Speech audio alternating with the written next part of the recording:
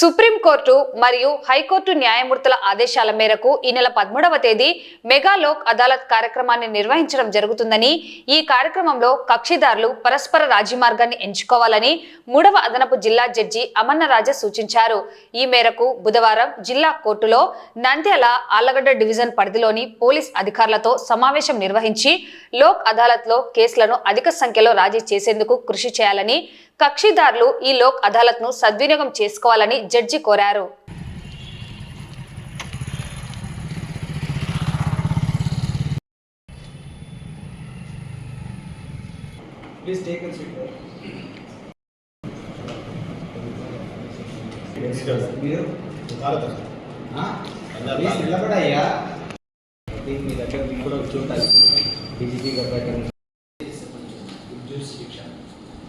Unless the police officials being the SHOs who cooperate and bestow your personal attention, it is not possible for the look adalat you be the people you extend your isang kuda ade vidhanga it's clear to this namo this is also an official function official duty kuda kanka the court constables garu man cheppindi vaalaki cheppindi entante man koncham avagaha especially on pending cases ఇంకా charge sheet అయితే special జిల్లాస్ తీసుకొని refer చేసేటంటే మాకు ఏ రోజు 11వ తారీఖు జరిగే it's very difficult meeting officer personal explain the defect either the charge sheet was not tempered how your official suppose it national standards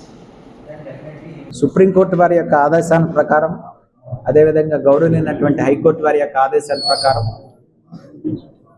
రేపు September 13వ తారీఖున mega Lok Adalat జరుగుతుంది.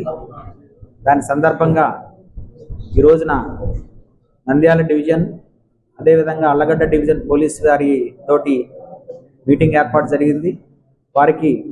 మా తరఫున న్యాయవాసి తరఫున వాళ్ళని రిక్వెస్ట్ చేయడం జరిగింది. కనుక కక్షిదారులందరూ పోలీసు వారు న్యాయ వ్యవస్థ అందరం కలిసి ఈ రాబోయే మెగా లోక్ అదాలత్లో ఎక్కువ good number of cases disposal చేయాలని చెప్పేసి మా ఉన్నత న్యాయస్థానం వారి ఆదేశం ప్రకారం రేపు 13వ తారీఖున చేస్తున్నాము. కనుక ఈ అవకాశాన్ని అందరూ సద్వినియోగం చేసుకోవాల్సిందిగా కోరుతున్నాం.